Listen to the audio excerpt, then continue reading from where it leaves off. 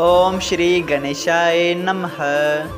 ओम नमो भगवते वासुदेवाय। हरे कृष्णा कृष्ण कृष्णा हरे हरे, हरे राम राम राम हरे हरे। तव्हां सभिनी हरि भक्तन के नमस्ते। प्यारा भक्तों, ही कथा पाण गुरु कृपा से हासिल करे रहा आयूं। श्री गणपति सरस्वती जो दरे ध्यान करियां थो मां भागवत महापुराण जो बयान, जंहिंमें व्यासदेव ऐं श्री सुखदेव जी कयो आहे श्री कृष्ण लीला जो गुणगान। सभई चओ जय भागवतम महापुराण। प्यारा भक्तों, कल कथा में पाण श्रीमद् भागवत महापुराण साहिब जे 8 स्कंद जे 18 अध्याय जे पे भाग ऐं 19 अध्याय में ॾिठो हो त भगवान वामन राजा बलीअ खां सिर्फ़ 3 पग धरतीअ जा दान में घुरनि था। तंहिं ते राजा बली चवे थो त 3 पेर ज़मीन जा दान ॿियनि ॾियण में त मूंखे शर्म थो अचे। तंहिं लाइ वरी आउं तोखां पुछां थो, हे बाल ब्रह्मचारी, तोखे ॿियो छा घुरिजे? तॾहिं भगवान चए थो त मूंखे सिर्फ़ 3 पग ज़मीन जा खपनि त मां वेही पंहिंजो नाम जपियां, कीर्तन ऐं सुमरण करे पंहिंजे हरीअ खे ध्यान में धियायां। तॾहिं राजा बली संकल्प करे थो, लेकिन तंहिं वक़्तु राजा बलीअ जो गुरु शुक्राचार्य अची उन खे ॿुधाए थो त हीउ ॿार को बाल न आहे, बल्कि ही ब्रह्मचारी जी जगह पाण नारायण भगवान आहे, जेको बाल ब्रह्मचारीअ जो रूप धारे तोखे ठगण आयो आहे ऐं तोखां सॼो राजधन ऐं 3 लोक जेका भी तुंहिंजी संपत्ति आहे सा बि तोखां फुरे छॾींदो। ऐं 3 पग में त तोटे अहिड़ी का बि शइ न हूंदी जेका तूं हिन खे ॾेई सघे। तंहिं लाइ तूं हिन खे दान न ॾे। लेकिन राजा बली पंहिंजे गुरुअ जी नथो ॿुधे ऐं सोचे थो त मूं हाणे वचन ॾेई छॾियो आहे, ऐं जेकॾहिं आउं हिन खे दान नथो ॾियां त बि ही विष्णु भगवान आहे, एतिरी सुमर्थी त रखे थो जो हू खन में मूंखे ऐं मुंहिंजे सॼे राज खे नास करे सघे थो। तंहिं करे मां हिन खे दान ॾेई पंहिंजो वचन पूरो कंदसि। सभई चओ जय श्री कृष्णा। अॼु पाण उन ही कथा के वधीक अॻिते वधाईंदे श्रीमद् भागवत महापुराण साहिब जे 8 स्कंद जो 20 अध्याय शुरू करे रहा आहियूं, जंहिंजो नालो आहे राजा बलीअ जो 3 पेर पृथ्वी दान करणु। श्री सुखदेव जी चयो त हे राजा परीक्षित, राजा बली इहा ॻाल्हि वीचारे शुक्राचार्य खे चयो त हे महाराज, तव्हां चओ था त तूं हिन ब्राह्मण खे पृथ्वी दान न ॾे, सो ब्राह्मण सां कूड़ ॻाल्हाइण वॾो पाप आहे। मां राज धन ऐं संसारी सुख जे वास्ते जो हमेशा क़ाइमु नथो रहे, तंहिं लाइ कीअं तो कूड़ ॻाल्हाए सघां।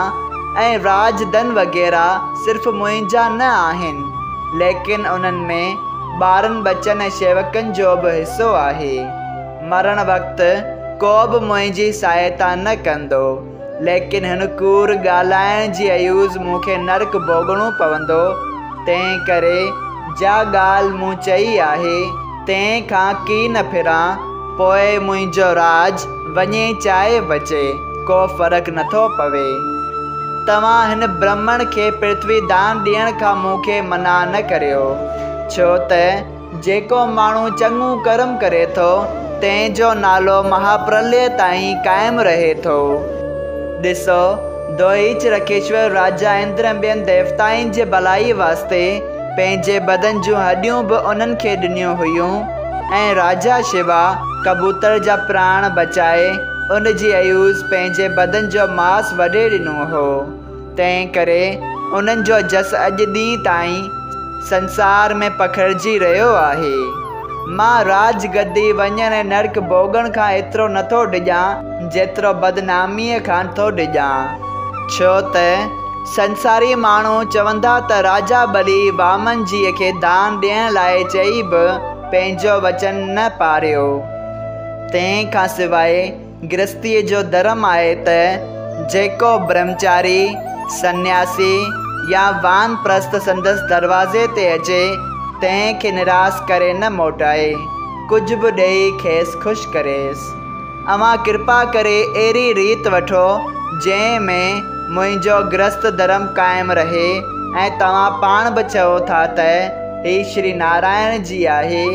जे ईअं आहे त जंहिं परमेश्वर जे दर्शन पाइण वास्ते सारो संसार हेतिरा दान तप यज्ञ ऐं होम कनि था, उहो ही त्रिलोकीनाथ परमेश्वर पाणे ही मुंहिंजे घर अची भिखारियुनि वांगुरु 3 पेर पृथ्वी दान घुरे थो त मां कीअं न ॾियां। मुंहिंजी अकल मूजिबि उनखे दान ॾियण ऐं आशीर्वाद वठणु तमामु उत्तम थींदो। जेकॾहिं ही मुंहिंजो राज वठे देवताउनि खे ॾिए त बि उन में मुंहिंजो नालो महापर्य ताईं क़ाइमु रहंदो। ही लक्ष्मीपति मुंहिंजे शरीर ऐं 3 लोकनि जो मालिक आहे, सो मूं खां अची दान घुरे थो।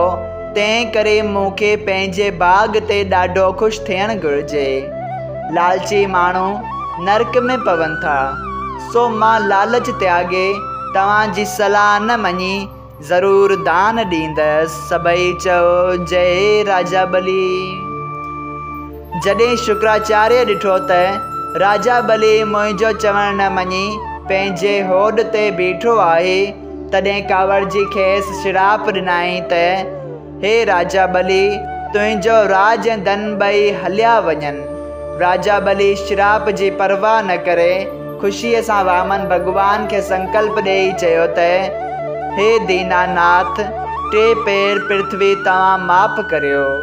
तॾहिं वामन जी चङो चई पंहिंजे विराट रूप एतिरो डिघो ऐं कशादो धारण कयो जो 7 लोक कमर खां मथे मापे वरिता। उन रूप में सारा ब्रह्मांड, देवता, दैत, आदमी, जबल, नदियूं, समंदर, जंगल, आकाश, पाताल ऐं ॿियूं 3 लोकनि जूं शयूं ॾेखारे ॾियण लॻियूं। शंख, चकर, गदा ऐं पदम उन जा हथियार ऐं गुरुड़ जी ऐं नंद ऐं सुनंद ॿिया 16 पार्षद पंहिंजो पंहिंजो रूप धारण करे किरीट ऐं कुंडल ऐं मुकुट जराऊ पहिरे उते अची प्रगट थिया। सभई चओ जय श्री कृष्णा। जामवंत ऋछ 21 परिक्रमाऊं विराट स्वरूप जूं करे वामन जी जो हुकुम चो गिर्द वर्ताए छॾियो। एतिरी कथा ॿुधाए श्री सुखदेव जी चयो त हे राजा परीक्षित, जॾहिं राजा बली शुक्राचार्य गुरुअ जो चवणु न मञी वामन भॻवान खे पृथ्वी संकल्प ॾियणु लॻो, तॾहिं शुक्राचार्य पंहिंजो नंढड़ो रूप ठाहे उन गंगा जल वारे बर्तन में जो राजा बली संकल्प ॾियण वास्ते हथ में खयो हो तंहिं में गिरी वियो ऐं पाणी निकिरण वारे सोराख़ में अटकी बीह रहियो, जीअं पाणी न निकिरे ऐं संकल्प करे न सघे।